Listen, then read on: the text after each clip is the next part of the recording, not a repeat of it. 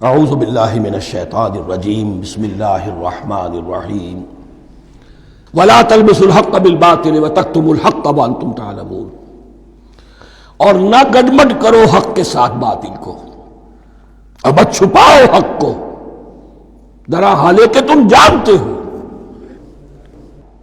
یہ بات اچھی طرح نوٹ کرنی ہے، جانتے بوجھتے کرنا، ایک ہے مغالطے میں کرنا، وہ ضلالت ہے، گمراہی ہے۔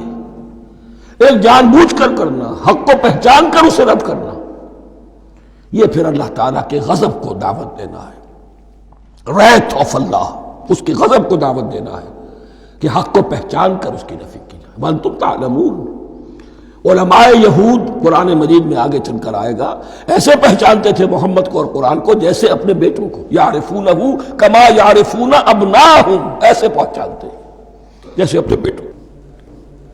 وَأَقِیمُوا الصَّلَاةَ وَآتُوا الزَّکَاةَ، دیکھو نماز قائم کرو، زکوٰۃ ادا کرو، وَارْکَعُوا مَعَ الرَّاکِعِینَ، اور جھکنے والوں کے ساتھ جھکو۔ یہ اول تو رکوع کو انہوں نے اپنے ہاں سے خارج کر دیا تھا، ثانیاً باجماعت نماز ان کے ہاں ختم ہو گئی تھی۔ وَارْکَعُوا مَعَ الرَّاکِعِینَ، جماعت باجماعت نماز کی طرف اشارہ ہے۔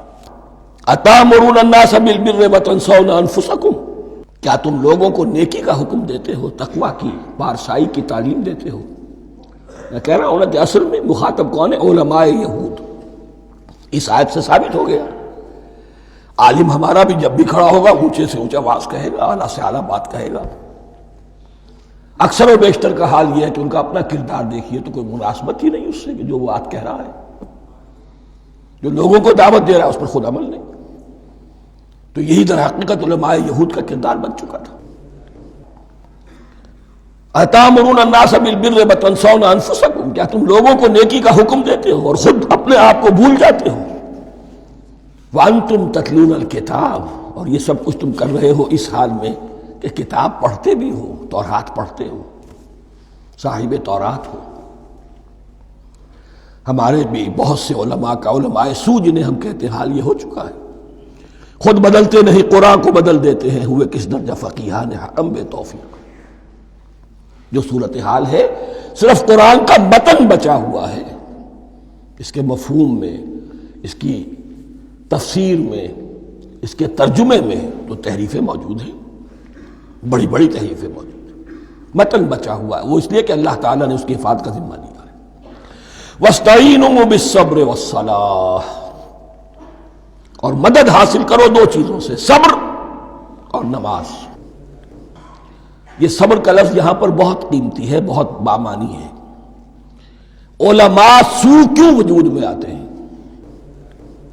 جب وہ دنیا کے کتے بن جائیں گے تو وہ دین کو بدنام کرنے والے ہوں گے۔ بظاہر دینی مناسب ہیں لیکن اصل میں ان کے پردے میں دنیا داری کی جا رہی ہے، صبر نہیں۔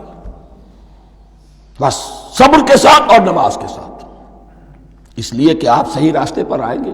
اگر کوئی عالم دین لوگوں پر تنقید کرے گا، لولا ینہاہم الربانیون والاحبار، کیوں نہیں روکتے ان کے علماء اور ان کے اولیاء اور صوفیاء ان کو حرام کھانے سے اور جھوٹ بولنے سے؟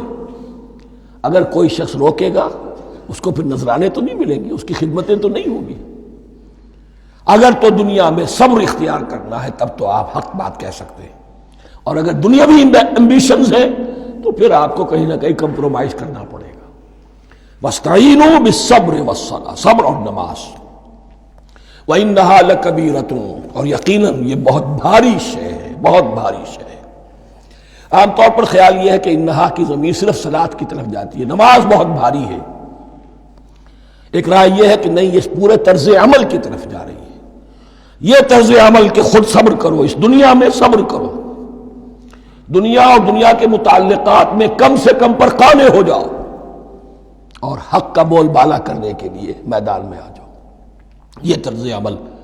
اور اس میں پھر نماز، الصلاۃ عماد الدین۔ وَإِنَّهَا لَكَبِیرَةٌ إِلَّا عَلَى الْخَاشِعِینَ، یہ یقیناً بہت بھاری چیز ہے، یہ روش، یہ رویہ بھی بہت بھاری اور نماز بھی بہت بھاری ہے، سوائے ان خشوع رکھنے والوں کے، ڈرنے والوں کے، جن کے دل جھک گئے ہیں اللہ کے سامنے۔ الذین یظنون انہم ملاقو ربہم، جنہیں یہ یقین ہے کہ انہیں اپنے رب سے ملاقات کرنی ہے، جیسا کہ میں نے شروع میں توجہ دلائی تھی، وَبِالْآخِرَةِ هُمْ يُوقِنُونَ۔